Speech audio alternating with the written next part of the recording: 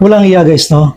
Napanood nyo na ba yung balita guys? Na ayon sa NIA or dun sa National Electrification Administration, so sinabi dun guys, no, na inamin nila na ilan daw sa mga politiko, mayor at mga kongresista hindi nagbabayad ng bill sa kuryente. So ayon pa dito sa NIA guys, no, ang mga pagkakautang na ito ay nagiging dagdag na pasanin sa mga electric cooperative at maaari ring makaapekto sa mga consumer. So tayo to guys, mga consumer, sa pamamagitan ng system loss charge. Ayun. So ibig sabihin guys, ito palang mga mayor at kongresista, meron pala dyan na hindi nagbabayad ng kuryente. Ano yun? Libre sila? Tapos, yung hindi nila guys na binabayaran ng mga kuryente na yon, napupunta yung sa atin ng mga consumer. No? Tayo yung nagbabayad doon. Kaya pala guys, may mga system loss charge, no, na kina-charge sa atin, doon pala yan. So yan, mga kongresista, mga mayor, napakalaki ng mga bahay niya, no? May mga business pa yan. Pag gumamit pa yan ng kuryente, 24 hours, walang patay-patay yan. Napakadaming mga appliances. Of course, mayaman yung mga yan.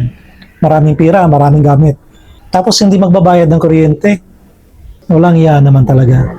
Tapos sa ating mga mahirap, i-charge. Ano yun?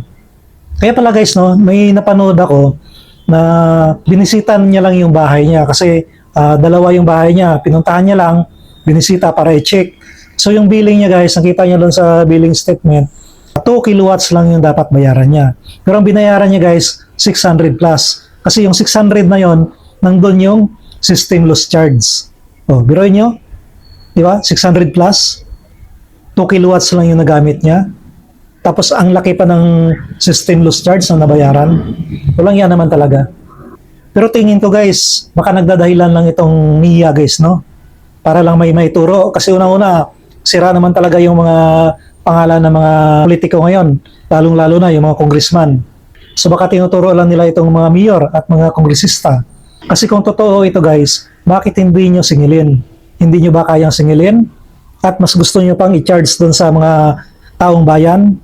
Kung hindi nyo po kayang singilin yung mga yan, kami po yung maniningil kasi kinarge yun na sa amin. Mga taong bayan yung sisingil. So i-challenge namin kayo, NIA, ibigay ninyo, no, yung listahan ng kung sino-sino yung mga mayor at kongresista na yan. Kung totoo man yan. Kasi kung hindi nyo maibigay yan, ibig sabihin, hindi totoo yan. Nagtuturo lang kayo. Di ba? Karapatan naman siguro namin yan na singilin sila.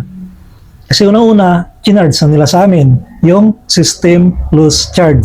So kung totoo yan, bakit di nyo ibigay? Bakit di nyo pangalanan?